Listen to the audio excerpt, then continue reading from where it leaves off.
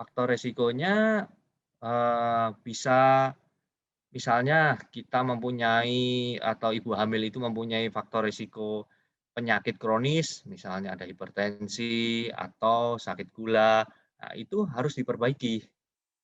Kemudian misalnya riwayat keguguran berulang, misalnya ini kehamilan yang ketiga, ternyata dua-duanya mengalami keguguran. Risiko untuk keguguran itu akan lebih besar lagi. Jadi harus perlu dikontrol lagi.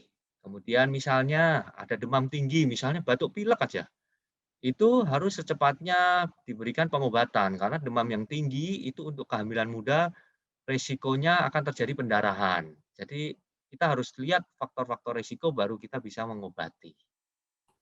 Baik Dok. Gejala apa saja yang bisa dideteksi saat mengalami keguguran, Dok? Kalau keguguran biasanya dia akan keluar flek yang pertama-tama hingga mengalami pendarahan. Setelah mengalami pendarahan biasanya akan keluar jaringan atau hasil konsepsi itu. Disertai juga rasa mules, perutnya itu kram bagian bawah yang dirasa kramnya itu bukan kram seperti kontraksi biasa, yang sampai pasien itu mengalami kesakitan. Selain itu juga kalau misalnya sudah mulai timbulnya infeksi, dia akan muncul demam tinggi. Baik Dokter. Apakah flek itu bentuknya seperti saat flek mens atau bagaimana, Dok? Ya, mirip sekali. Jadi flek itu kita definisikan keluarnya darah, tapi minimal kadang warnanya bisa coklat atau merah.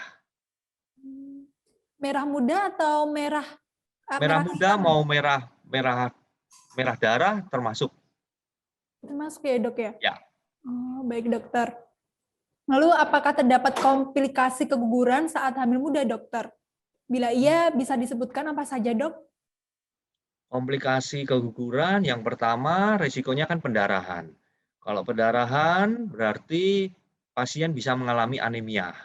Kalau anemia pasti pasien itu akan merasa lemas, kemudian tidak bertenaga, sering capek, kemudian sering akan mudah timbul infeksi. Nah, yang kedua resikonya, komplikasinya ya infeksi. Terima kasih sudah nonton. Jangan lupa like, subscribe, dan share ya.